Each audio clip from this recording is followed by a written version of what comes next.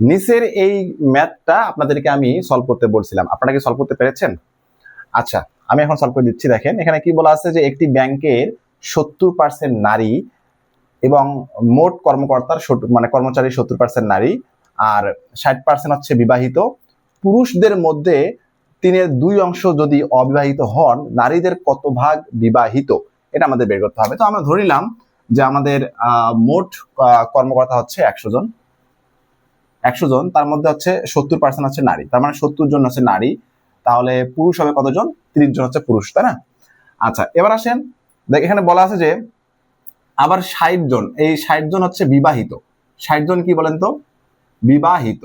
এই 60 জন হচ্ছে বিবাহিত, মানে মোট কর্মকর্তা অর্থাৎ ব্যাংকের মধ্যে যতগুলো কর্মকর্তা কর্মচারী তার মধ্যে 60 জন হচ্ছে বিবাহিত, আর 3/2 অংশ অবিবাহিত হন। পুরুষদের মধ্যে 3/2 অংশ, তার মানে এটার যদি আমরা 3/2 অংশ বের করি তাহলে কত আসে? 20 জন।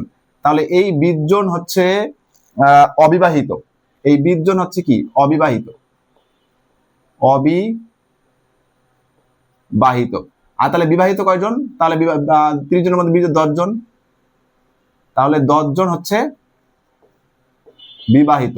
ঠিক আছে, 10 জন হচ্ছে বিবাহিত। এবার আসেন, এই যে মোট কর্মকর্তা কর্মচারীর মধ্যে 60 জন কিন্তু বিবাহিত, তার মধ্যে বিবাহিত 10 জন যদি আমি পুরুষ বাদ দিয়ে দেই তাহলে আমাদের কি আসে দেখেন তো? তাহলে 60 থেকে যদি 10 জন বাদ দিয়ে দেই আসে 50 জন। তাহলে এই 50 জন কিন্তু পুরুষ কিন্তু বাদ, যেহেতু বিবাহিত সংখ্যা হচ্ছে 60 জন মোট, তার মধ্যে বিবাহিত 10 জন আমরা বাদ দিয়ে দিলাম, তাহলে এই 50 জন হচ্ছে মহিলা। 50 জন কি? মহিলা। ঠিক আছে, 50 জন হচ্ছে মহিলা যারা হচ্ছে বিবাহিত। আর আমাদের এখানে কোশ্চেন কি করছে দেখেন, নারীদের কত ভাগ বিবাহিত? নারীদের কত ভাগ বিবাহিত? মোট কর্মচারী ব্যাংকের মধ্যে কতজন নারী আছে? 70 জন, তার মধ্যে বিবাহিত কতজন?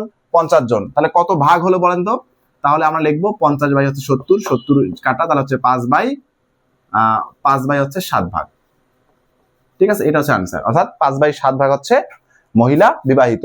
এখন এই যে উপরের যে ম্যাথটা আছে, এই ম্যাথটা আপনারা আমাকে সমাধান করে উত্তরটা কমেন্টে বলেন।